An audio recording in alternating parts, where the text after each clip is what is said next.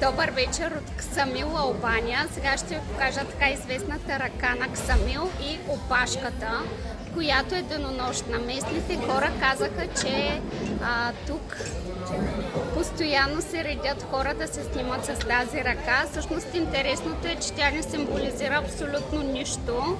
Няма религиозно значение, няма и историческо значение.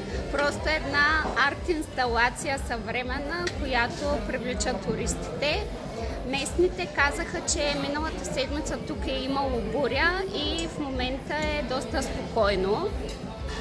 Не знам, ама тази жена с бялата рокля чака от 1 час вече, за да стигне до ръката. Не знам колко е спокойно и всъщност когато не е спокойно за местните, колко е натоварено. Така че, ето, вижте. Поздрави от Албания!